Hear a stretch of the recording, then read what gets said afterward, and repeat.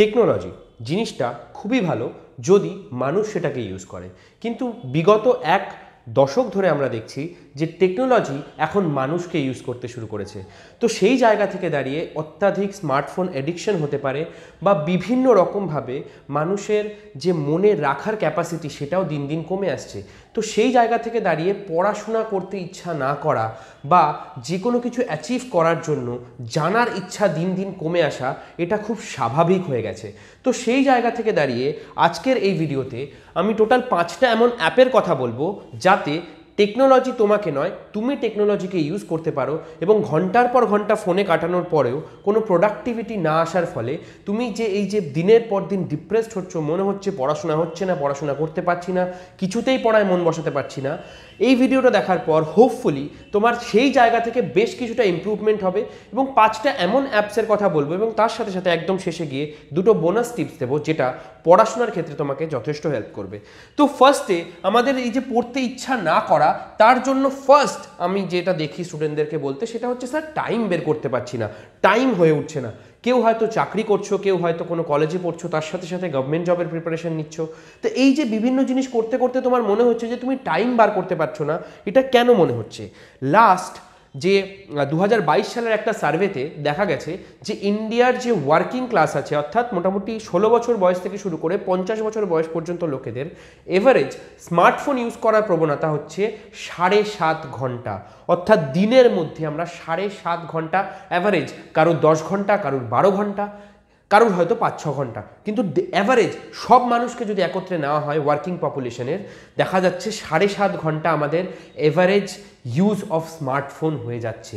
তার মানে কোথাও না কোথাও আমরা আমাদের পড়ার টাইম বা আমরা আমাদের জানার টাইমটা কিন্তু স্মার্টফোনের পেছনে দিয়ে দিচ্ছি। আর এই স্মার্টফোনের বিভিন্ন যেসব অ্যাপ আমরা ইউজ করছি, যেমন ধরো ইউটিউব, ফেসবুক, ইনস্টাগ্রাম, এগুলোর এই স্মার্ট মেকানিজম যার মাধ্যমে আমাদেরকে বিভিন্ন রকম অ্যাডভার্টাইজমেন্ট দেখানো হচ্ছে, বিভিন্ন রকমের রিলস, শর্টস দেখানো হচ্ছে, যেগুলো কন্টিনিউয়াসলি আমাদেরকে ইন্টারেস্ট দিয়ে যাচ্ছে, কারণ ওরা জানে আমাদের ইন্টারেস্ট কি, আমরা কি জিনিস পছন্দ করি। তো সেই জায়গা থেকে দাঁড়িয়ে টাইম বের করতে গেলে ফার্স্টে আমাদের বুঝতে হবে যে এক্স্যাক্টলি কতটা টাইম আমরা ইনভেস্ট করছি আমাদের স্মার্টফোনের পিছনে এবং কোন অ্যাপের পিছনে ইনভেস্ট করছি। অনেকে ভাবে যে আমি পড়াশোনার জন্য ইউটিউব ইউজ করছি, সবচেয়ে বেশি টাইম হয়তো আমি ইউটিউবে দিচ্ছি। বাট যখন তুমি ট্র্যাক করতে যাবে দেখবে হয়তো ইউটিউবের থেকেও তুমি ঘন্টা 2-3 বেশি, 4 বেশি তুমি ফেসবুকের পেছনে বা ইনস্টাগ্রামের পিছনে দিয়ে দিচ্ছ।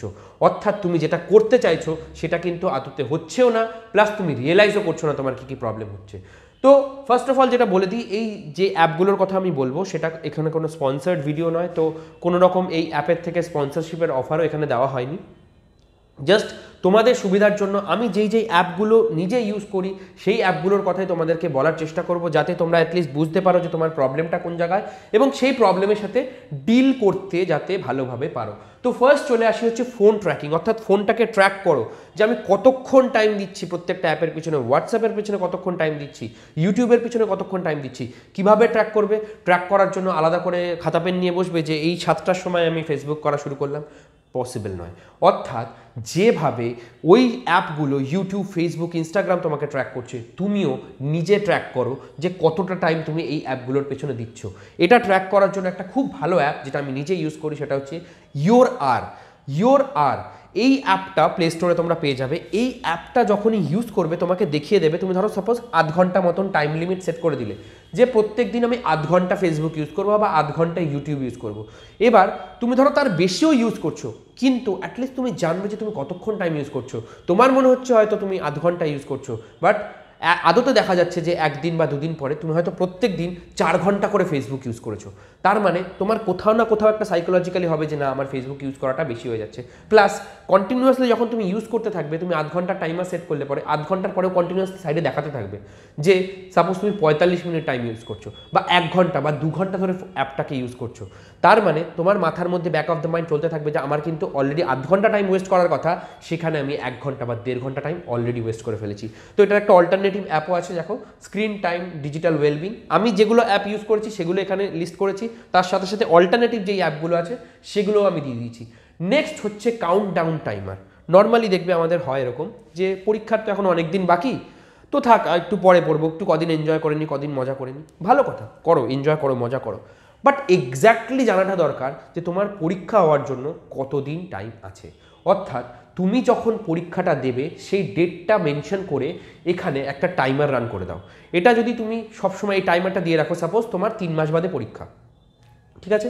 এবার তুমি জানো 3 মাস বাদে পরীক্ষা, তার মধ্যে এবার তোমার বিভিন্ন রকম এনজয়মেন্টের জন্য দিনের পর দিন নষ্ট হচ্ছে, হতে হতে হতে হতে হুট করে একদিন তুমি দেখলে যে তোমার আর মাত্র 1 মাস টাইম পড়ে আছে। তো তুমি আগে থেকেই জিনিসটা রাখো, এই কাউন্টডাউন টাইমার অ্যাপটা দিয়ে তুমি যদি অ্যাপটার মধ্যে টাইমারটা দিয়ে রাখতে পারো যে সাপোজ 17 তারিখে আমার এক্সাম, সাপোজ ধরো এপ্রিল মাসের 17 তারিখে আমার এক্সাম, তুমি এই টাইমারটা যখনই দিয়ে রাখবে, যখনই অ্যাপটা খুলবে এবং তুমি চাইলে এটা হোম স্ক্রিনেও সেট করে রাখতে পারো, তুমি সবসময় দেখতে পাবে যে আমার 90 দিন বাকি, 80 দিন বাকি, নাকি 75 দিন বাকি পরীক্ষা হতে। তোমার back of the mind, subconscious mind কিন্তু সবসময় অ্যাওয়ার থাকবে, আমার কিন্তু পরীক্ষা আছে, আমার কিন্তু পরীক্ষার জন্য পড়া হয়নি। অর্থাৎ কাউন্টডাউন টাইমার দিয়ে তুমি হচ্ছে কাউন্ট করতে পারবে। নেক্সট আমরা আরও একটা জিনিস করি, দেখবে যে খাতায় লিখলাম যে আমি এই শিডিউল অনুযায়ী এই পড়াশোনা করব, এই আমার কাজ আছে, ছোটোখাটো বিভিন্ন রকম কাজ হতে পারে, সাপোজ ব্যাংকে যাওয়া হতে পারে, বা ইভেন ধরো পোস্ট অফিসে যাওয়া হতে পারে, বিভিন্ন রকম কাজ হতে পারে, কোনো একটা পার্টিকুলার জিনিস কাউকে পৌঁছে দিয়ে আসা হতে পারে, বাট আমাদের মনে থাকে না, ভুলে যাই, ঠিক আছে? পড়ার ক্ষেত্রেও তাই হয়। যেমন ধরো এই সিলেবাসের এই টপিকটা আজকে পড়বো, এই টপিকটা কালকে পড়বো, বাট প্ল্যান করলাম, ধরো একটা A4 শিটে লিখলাম, A4 শিটটা হারিয়ে ফেললাম, বা কোন খাতার পিছনে লিখলাম আমার মনে থাকে না। সবসময় স্মার্টফোনটা আমাদের হাতে থাকে, তার জন্য এই অ্যাপটা ইউজ করতে পারো, যেটার নাম হচ্ছে হ্যাবিট নাও। এটা একটা অল্টারনেটিভও আছে, দেখো, প্রোডাক্টিভ হ্যাবিট ট্র্যাকার, ঠিক আছে?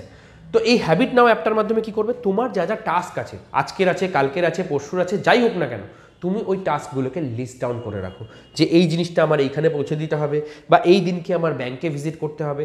তোমার ইম্পর্টেন্ট কোনো জিনিস তুমি ভুলবে না।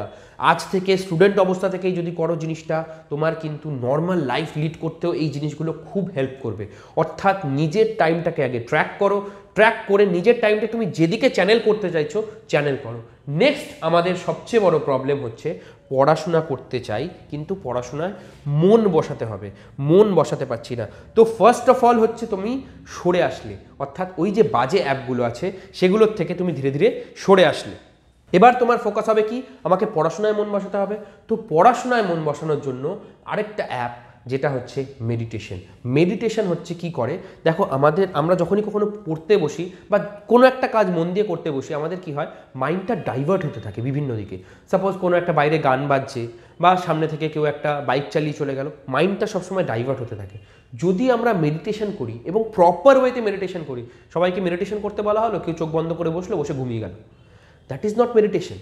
তো প্রপার ওয়েতে মেডিটেশন করতে গেলে পরে এই টাইপের মেডিটেশন অ্যাপ অবভিয়াসলি আমাদের দেশের জিনিস, কিন্তু এই US বেসড অ্যাপগুলো কিন্তু এরা প্রপারলি জিনিসটাকে সাজিয়ে গুছিয়ে আমাদের সামনে প্রেজেন্ট করছে, একদম এক্স্যাক্টলি বলছে যে ডিপ ব্রিদিং টেকনিকটা কি, কিভাবে আমরা ডিপ ব্রিদিংয়ের মাধ্যমে আমাদের মাথাটাকে শান্ত করতে পারি, কিভাবে এই যে বিভিন্ন রকমের চিন্তাভাবনা আমাদের মাথার মধ্যে আসছে একে একে ধীরে ধীরে পুরোটাকে ডিস্ট্র্যাক্ট করে আমরা একটা পার্টিকুলার জায়গায় জিনিসটাকে ফোকাসে নিয়ে আসতে পারি।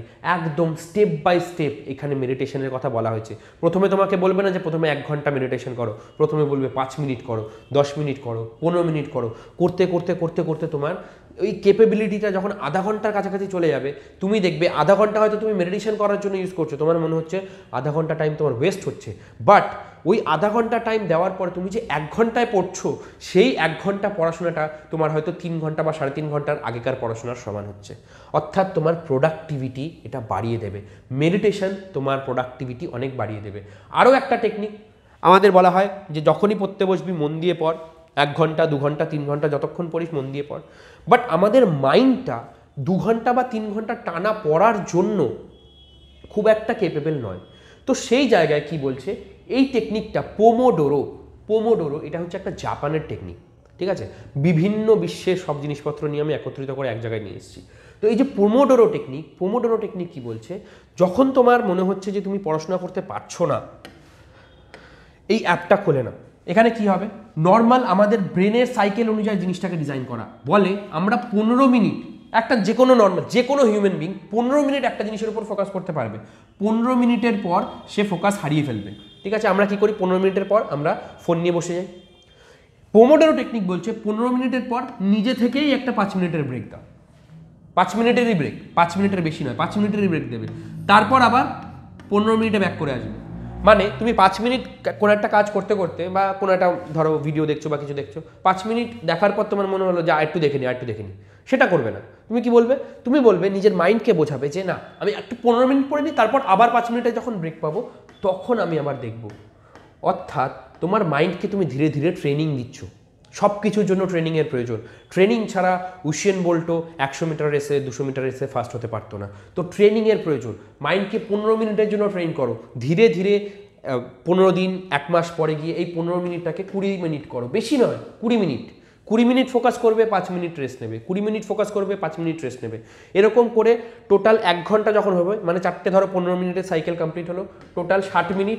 আর তুমি 3টে 5 মিনিট মানে আরও 15 মিনিট তুমি ব্রেক নিয়েছো। এবার এই 60 মিনিট কমপ্লিট হওয়ার পর তুমি একটা পুরো 15 মিনিটের ব্রেক নেবে।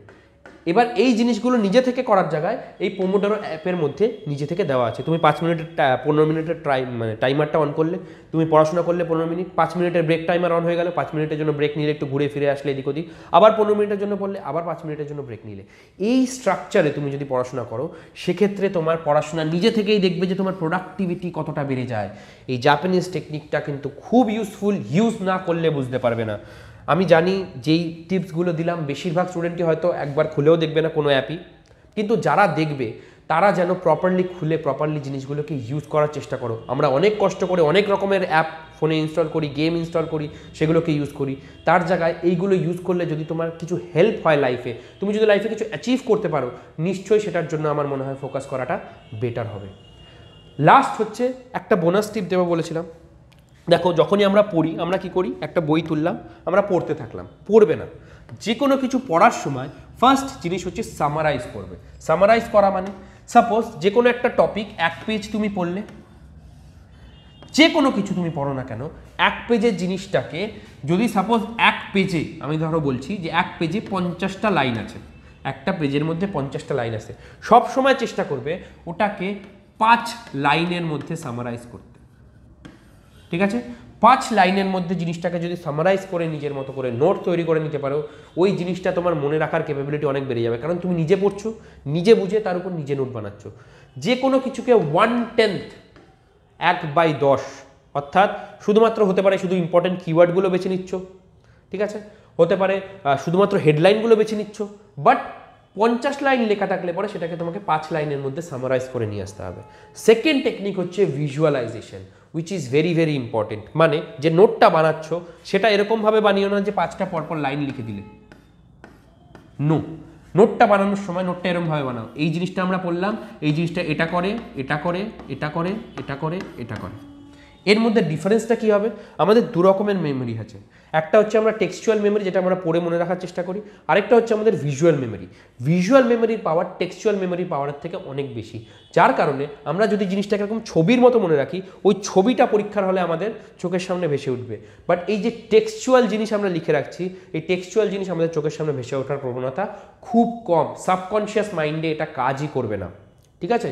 যার কারণে এই দুটো টেকনিক যদি এক্সট্রা পড়ার ক্ষেত্রে আমরা ইউজ করি, সেক্ষেত্রে আমাদের অনেক অনেক বেটার প্রোডাক্টিভিটি হবে, অনেক বেশি আমরা পড়াশোনা করতে পারবো, অনেক প্রপারলি আমরা হয়তো যেটা অ্যাচিভ করতে চাও, কেউ গভর্নমেন্ট জব পেতে চাও, কেউ ভালো প্রাইভেট জব পেতে চাও, কেউ নিজের অ্যাকাডেমিক্সের জন্য পড়াশোনা করতে চাও, যেই কারণেই করো না কেন, তোমার পড়াশোনা এবং তোমার প্রোডাক্টিভিটি, তোমার কাজ করার প্রবণতা অনেক বেটার হবে এবং লাইফে তুমি কিছু অ্যাচিভ করতে পারবে।